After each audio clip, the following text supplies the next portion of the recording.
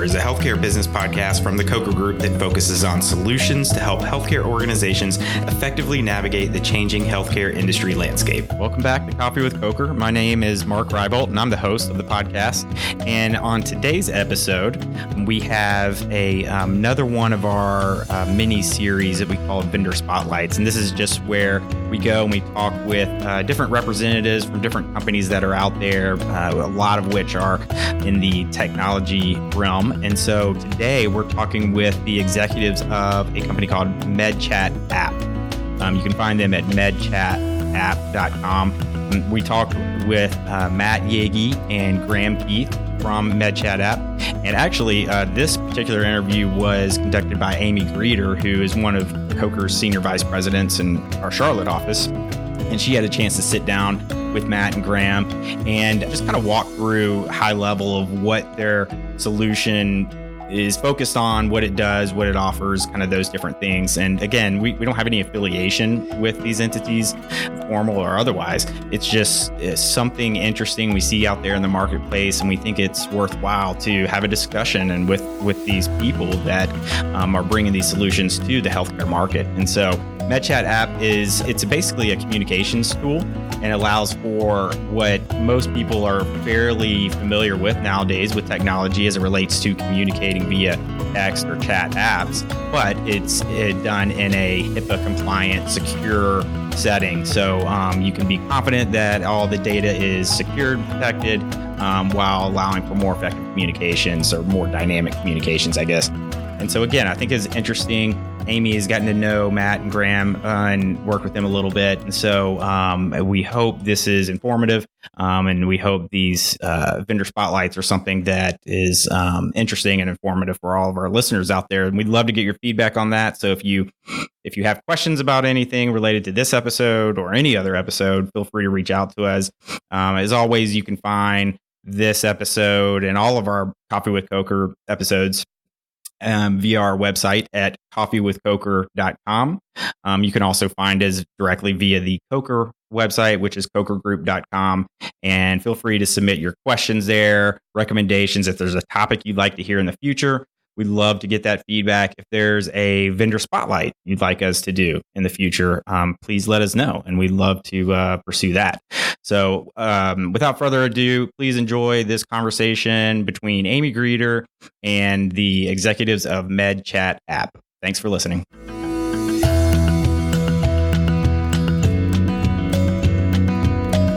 Hi, this is Aimee Greeter. I'm a senior vice president with Coker Group, and I am delighted to be the guest hostess for today's Coffee with Coker podcast. Today, I have the honor and privilege of sitting across the table from Matt Yagey and Graeme Keith. Matt is the CEO and founder, and Graeme is the COO and investor for MedChat App. We're going to be chatting with them today a little bit about what they've done with their company and where they're going with their company. So thank you so much, Matt and Graeme, for joining us today. Thanks for having us. Thanks for having us. And we are equally delighted to be here. Great. Well, Matt, you founded MedChat about 5 years ago or so. Yep. And I'm sure you get asked this all the time, but let's get the important stuff out of the way first. Why MedChat? What's the backstory? How did it come about? Talk to me a little bit about that. So for me, it started when I was younger. So my family was in the medical consulting business, mostly small, mid-size, physician practices ranging anywhere from 1 to maybe 15 offices. So from the age of probably 5 or 6 years old, I heard my family talk about and saw kind of the inner workings of, a lot of healthcare organizations. So at that time, obviously, there was a lot of different problems than what some of the organizations face today. But, as I got older, there were a couple of core problems that I had seen over and over and heard, family members talk about from their years of consulting. And so that's how I ultimately got into the healthcare space in general. And then MedChat specifically, when I looked at all the different problems that these organizations were facing, communication always came up, and specifically that, it was really hard to deal with managing inbound patient communication. So anything dealing with the phone, if you think of like a traditional, single practice medical office where you have, 2 people at the front desk constantly trying to check staff in, answer phones, put people on hold. It ends up being quite chaotic. And so what ultimately ends up happening is they don't really give patients the attention that they really deserve. And so that's why you hear some of these organizations have, long wait times. You call, people don't answer. They have to call you back. So really MedChat was, what I created to solve some of those problems. And so we have a couple core components, that we can talk about. But when I started it back, it was roughly 2015, most of our customers were small independent practices, ranging from 1 to 5 offices. That quickly changed. So we really quickly started getting interest from, mid and large size healthcare organizations. And so at that point, it was time to pivot, kind of grow the company to a more enterprise focus. And that's when Graeme and I had, kind of reconnected. We knew each other from high school for a short amount of time. I graduated actually with his older sister. And so we got reconnected through a friend. And so I'll let you kind of jump in and tell the rest of that. But yeah, so like Matt said, we went to the same high school. We didn't actually go at the same time because I went to boarding school, but he graduated with my sister and we got reconnected by a mutual friend back in 2015-ish. We had a lunch, and after the lunch, Matt reached out to me and said, "Hey man, would you mind taking a look at what I'm doing? I'd love to get your thoughts on it." And that's not all that uncommon for people to send stuff and just ask for my thoughts on it. And normally I'd look at it for about 15 or 30 minutes, and just send it back and give them some high level thoughts. But for whatever reason, I didn't know why at the time, but I spent a little extra time, probably spent 4 or 5 hours really digging in and giving some kind of critical analysis. I sent it back to Matt. He was like, "Man, this is great. Really appreciate it. This is what I was hoping to get." And then we didn't really talk for probably 5 or 6 months. He reached back out to me and he said, "Hey man, I've got a term sheet from an investor. Will you take a look at it and give me your thoughts?" So I looked at the term sheet and I said, "Man, this is a bad deal for you. Don't do this deal." And he's like, "Well, what should I do? Because I got to raise money." I said, "Well, how much money do you need?" And he told me. So I got the top tech and healthcare attorney from one of the largest healthcare law firms in the Southeast to come over to my office. Matt came over, and this guy's an engineer by trade, and he just grilled Matt for about 90 minutes. Matt left. I said, "All right, Henry, what'd you think?" He said, "Man, if this guy can do half of what he says he thinks he can do, he has the potential to revolutionize the healthcare industry." I said, "All right, I don't know anything about tech. I don't know anything about healthcare, but I trust Henry." So I went home and I took out a second mortgage on my home and wrote him a check the next day. Because I invested what to me was a significant amount of money, I kind of got more involved in operations and wanted to ensure that I would bring as much value as I could to help Matt and the team and help this thing succeed. That's incredible. I didn't even know all of the backstory. I'm relatively newly acquainted with both Matt and Graeme. So that's awesome. I really admire both of your contributions to this, and I'm excited to see what's going to happen with MedChat app. Why did you pick to go with a healthcare chat platform as opposed to some other form of healthcare technology? Yeah, it's a good question. So at the time, back in, really 2014 was when I started working on it. It launched in 2015. There really wasn't a company doing anything similar to what we were doing at the time. So there were some, legacy platforms that had more internal clinical communication, but no one was focusing on the patient to healthcare organization, really a competitor to the phone system more than anything. We were just starting to approach a time where people really didn't want to make phone calls. And obviously now in 2019, that has drastically accelerated to where almost nobody wants to make a phone call. I mean, it's a state of where we are as a society. Everybody wants to text message, iMessage, Facebook Messenger, whatever it may be. That's the majority of communication these days. And people, if you're going to make a phone call, it's typically to a loved one. It's someone that you really actually want to speak to, not your healthcare provider's office to make an appointment. So at that time, there really wasn't anybody doing that. So there's a huge gap that I saw in the market. And so that was where we started. We started with a secure live chat platform. So we would give you a widget, you place it on your website, and it will allow any patient to come in and securely chat with you rather than having to make a phone call for any routine task like scheduling an appointment, refilling a prescription, ask a general question, pay a bill, whatever those things may be. And so the core benefit was really twofold. From the patient's perspective, they don't have to make a phone call. So it's a much easier access point for them. And then from the office's perspective, they can handle inbound chats much more efficiently than they can handle inbound phone calls. And so we proved that out with smaller offices. Now, these days, we typically work with mid and large size healthcare organizations. And so now we're deploying in larger call centers, really high volume. So for them, the impact is even greater. Some of these organizations that we're working with are taking, hundreds of thousands of phone calls every month. And so for them, they have to have huge staff, ton of employees, huge call centers, sometimes multiple call centers, in several different regions. And those are really just nothing more than cost to them. They get very little benefit or return value from those. It's just a necessary evil. So we give them a way to not only improve patient access and communication, but to significantly drive down overall cost. That's great. I'll add to that. Growing up, and this is not necessarily the case right now with our team, because we have an excellent team that is very experienced and very, very high quality. But my dad told me something as a kid that always stuck with me. That's, if you want something done right, you have to do it yourself. And, I know this is an extremely audacious and aggressive goal, but miscommunication in healthcare is the third leading cause of death behind cancer and heart disease. Now, a lot of that's clinical, but a lot of the stuff that we're doing, like nurse chat, post-surgery follow-up, some of that applies in that category. And so this was an opportunity for us to really kind of drive down in a niche and make a difference. Yeah, and that's the thing. At the time, not everyone had access to a mobile device. So there's a lot of underserved communities that had a lot harder time getting access to care. And so now with our platform, you go to a public library that has internet connection, and you can jump on a website, start a chat, and you can get access to a healthcare provider. And so, even though a lot of what we focus on is, again, things that you would normally make a phone call for, like scheduling an appointment or refilling a prescription, we also have a huge portion of customers who are using this for actual clinical use cases. So nurse chat, doctor chat, pharmacist chat, or things like, message-based mental health therapy and addiction. So there just continues to be customers that come on board that are finding new and innovative ways to use the platform. So we've just, drastically started to expand the scope of what MedChat can cover.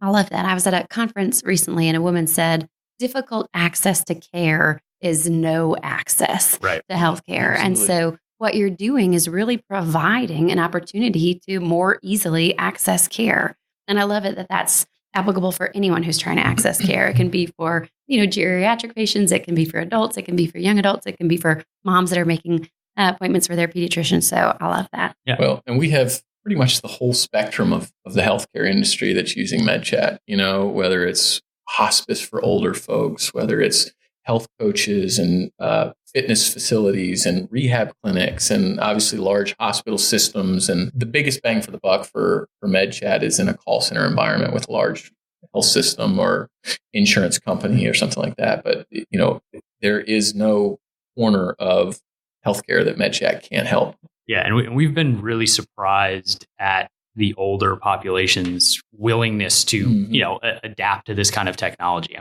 There obviously is some cutoff age, and there's just a certain group that they're going to call you or send you something in the mail, no matter what, what the times are. But, we've seen a good number of the 60, even 70-year-olds that have adapted to, jumping on the website and starting a live chat. Healthcare was really the last frontier for live chat. If you go to almost any other industry, whether it's, your bank or Amazon or you're chatting with customer service in any other sector, it's always message based, right? They very rarely want you to call them. They're pushing everybody towards some form of messaging. So really, healthcare is they're just again the last frontier, and they're going to be the slowest to adopt. But we feel like over the next 5 years, almost every healthcare organization will have to adopt this kind of technology. It's going to be table stakes going forward.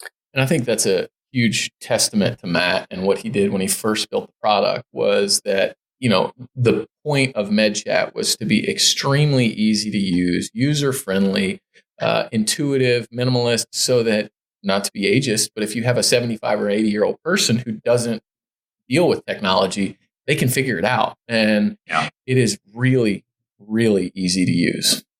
I was online just yesterday on Marriott's website. I was trying to amend a hotel reservation that I have for some upcoming work travel.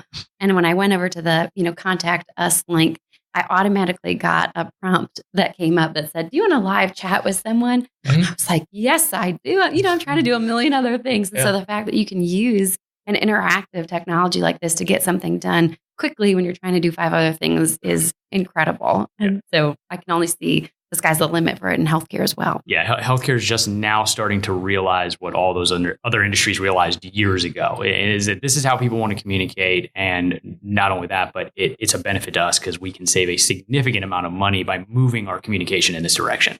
So it's funny. I just maybe 3 months ago was having my visit with my primary care physician, and she asked, "Oh, did you have your appointment made online? Through our schedule or through our live chat?" And I said, "No." And she said, "Why?" She looked at me like, that was the craziest thing. I was like, honestly, I didn't know that was a capability. And she's like, "Oh yeah, we recently rolled it out and patients are loving it." And I was like, well, you can bet that I'm using that going forward. I'm not going to be picking up the phone anymore. That's what we find is that once an organization adopts MedChat and once patients know that it's available, it becomes the dominant form of communication. Again, very few people actually want to call you. There's huge benefits to the patients from an access standpoint, and then huge benefits to the organization from a cost savings and efficiency standpoint. So one of the things I'm curious now, you two are relatively young, is the fact that most companies have a strong mission-based sentiment right now. So what is MedChat's mission? I think if you had to boil it down into one sentence, it would be the democratization of patient access, engagement, and communication. Like Matt hit on earlier, we want every person in every corner of the United States to be able to access healthcare and access their providers, whether that's from an insurance standpoint, a health system standpoint, a physician standpoint, just across the board. One of the examples we use is, if you think about an individual that's in a cube in an office space, and they need to speak to their doctor. So if it's a man needs to speak to his urologist, or a female needs to speak to her gynecologist, they're going to have to wait until lunchtime. They're going to have to go out to their car to place the phone call. It's just not something you can talk about in an office. Whereas with MedChat, I could walk up to your cube. You could be sitting there chatting with your provider, and I would have no idea. It removes the barrier. There's a whole lot less friction associated with that process by using MedChat. Yeah, I think that's fair. I think, that's the best example, or one of the best examples is just a busy professional who has very limited access to make phone calls. And, by giving them a way to go on a website and click a button and instantly start chatting with an office to do, again, anything from refill a prescription to schedule an appointment, that we're providing just a new level of access to patients that wasn't available previously. There have been plenty of times when I have wanted to crawl underneath my desk to make a phone call. Yeah, it's a very common thing. And a lot of times what ends up happening is that you wait till after work and then you try to make the phone call. And by that time, offices are closed, or at least agents aren't available, or people aren't available to take the calls. So you end up leaving a message. They have to get back to you the next day. And it's just this vicious cycle that never, ever ends. And so that's what we hear from so many of our customers, that, on average, it can take sometimes 5 or 6 phone calls to get an average appointment scheduled, or a specialty referral appointment scheduled, because, again, people are at work and they can't answer phones. If someone, you could be sitting in a meeting, we could be recording this podcast, and you could be on your phone chatting and scheduling an appointment with your doctor, and no one else would know. You don't know. I might be texting right now with my provider. You don't know. But furthermore, people are extraordinarily busy these days. And when things are on top of mind, you just get it done. And so it could be the sort of thing where somebody pushes it off and they don't think about it for another 2, 3, 4 weeks. And it could be an innocuous symptom, that somebody doesn't think much about, but they think about it and they're like, "Oh, I need to talk to my doctor about this." That could be a sign of cancer or something that just continues. It just gets worse. I think one of the things that I would add to that is just on the convenience point. I always say that people think Uber is selling a car service, but really what Uber is selling is convenience. People want to push a button and have a car come pick them up. It's just, we live in a world of path of least resistance. So it's a competitive advantage to an organization to offer better access and offer something like MedChat, where the patients can literally go on the website and click a button to get access, rather than having to go through that stubborn process of waving down a taxi and hoping to get one. Again, not to compare ourselves to Uber in any way, but again, I think Uber is really selling convenience. They're not selling a car service. And so that bleeds into, I think, all areas of life right now. Everybody wants instant gratification. We live in the time of the mobile device. There's an app for everything. You push a button, order food, push a button, get a car service. push a button to pretty much do anything. I think we are in some ways part of that, just in providing a much easier access to care and to healthcare organizations. Well, I'll tell you, I can use the same button for Uber delivering my food through Uber Eats as I can to bring me a car. That's the thing. People nowadays don't even want to use another app to order food. They want Uber to do it all. So it's just, that just shows you how much, again, path of least resistance. People want easy access. And so, we are giving people convenience to access healthcare organizations, and then to a whole group who never had access previously, they're able to now, get access. Absolutely. So one of the things that's been exciting for me as I've gotten to know both of you and learn more about MedChat is learn about the fact that you have different platforms for team and patient communication. So can you tell me a little bit about the differences there, what the functionalities are and Yeah, sure. So we started in the secure live chat space. That was really our core focus. We very quickly got interest in a lot of other areas. So we had customers coming to us saying, like, well, we now have this problem. Can you help us solve it? We have this problem. Can you help us solve it? And we've tried to stay pretty focused, just given the size of the organization right now. But we quickly moved into offering two-way texting capability, which is mostly used for more outbound communication. So our secure live chat platform is mostly inbound. So a patient coming to you needing to schedule an appointment or refill a prescription. But there's also a whole section where these organizations need to be able to reach out to patients for things like patient recall, referral management. And so we met with a lot of organizations, big and small, that were doing that all via phone or email. And so, what they were telling us was that the response rates were really, really bad. They were able to get a hold of a very small subset of patients. So let's just say that, someone has, an annual physical that they, never scheduled, but that is necessary. Yeah, Graeme. Exactly. Graeme Probably Graeme. He has not scheduled his annual physical. I've been a doctor in 10 years. You can, I'm like that too, which is terrible. You can use MedChat to send an outbound text message to reach out to a patient and then seamlessly move them into a secure live chat. So you're using the text message as an outbound way to more effectively get a hold of them rather than trying to make an outbound phone call, which, as we all know, we all get robocalls. Nobody answers numbers they don't know, but almost everyone will respond or look at a text message. So, you can say, hey, this is so-and-so with Bubble Health. We need to, schedule your biannual physical that you missed. Is this a good time to get that scheduled? They respond, sure. And then you can send them a secure live chat link, which can seamlessly move them into a secure channel where you can collect PHI and then actually get them scheduled for something like that. So we've deployed that with a bunch of customers, and they're seeing, really good success, much higher conversion rates than they typically would using just the phone. So that's the second piece of where we got into. And then the third piece, which is the internal team communication, that came by much more organically in the sense that it wasn't really an area we were planning to get into, but we slowly just started to figure out over time that a lot of these organizations were essentially violating HIPAA by using means of communication internally that were not secure, that were not compliant. I mean, we've met with tons of customers who were using WhatsApp or text messaging or Facebook Messenger to communicate amongst themselves about patients who are in the office at that time, which of course is a huge no-no. It's a huge danger. It's an invasion of privacy. Obviously they're violating HIPAA in those scenarios. So we had a lot of people asking for, MedChat to evolve into something that could also handle that internal communication. So we've rolled out early versions of that. We're going to continue to build on it, but we feel like that is going to be a key component of the platform moving forward, and something, again, that I feel like every day we get a dozen more people asking about it. So it'll definitely be something that we focus on in the future. So in addition to these areas of growth, what's next for MedChat? Where are you going from here? I think, and Graeme, I'll let you add your 2 cents to this, but I think just continuing to double down on where we are. I think what's been amazing about this is that we continue to get organic inbound reach outs from large organizations, whether that be a health system, whether that be state governments, anybody who's dealing with patients in any way has some use for MedChat.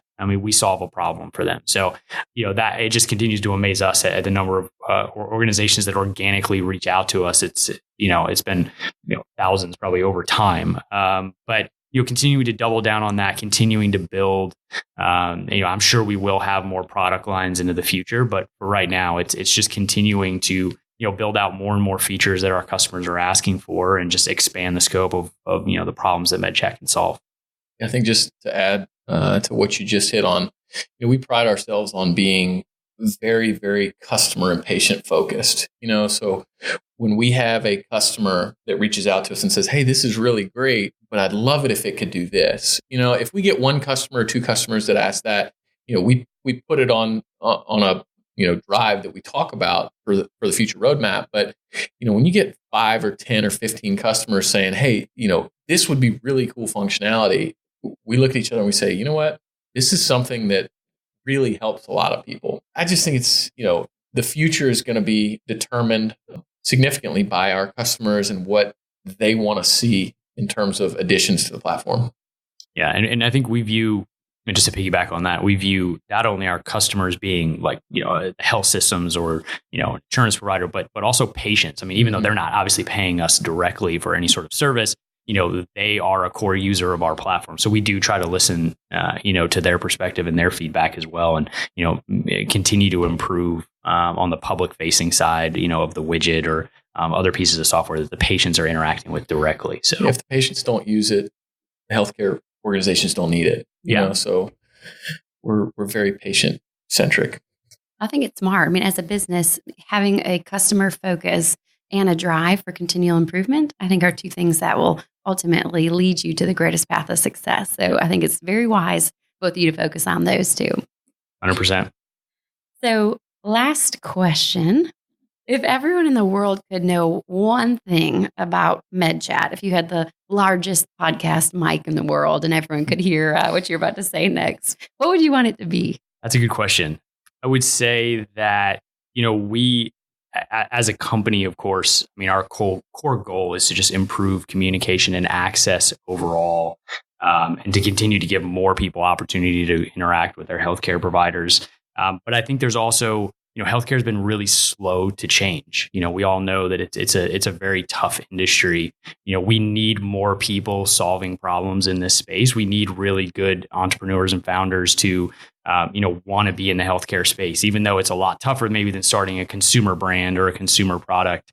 And I think to a certain extent, we also need patients to, demand that organizations adopt this kind of technology. I think, pressure from patients in some way will definitely help these organizations, move the ball forward, and we're all in it. So we know that, organizations, especially large ones, it can take them sometimes years to adopt a new technology that feels like they should have had it 10 years ago.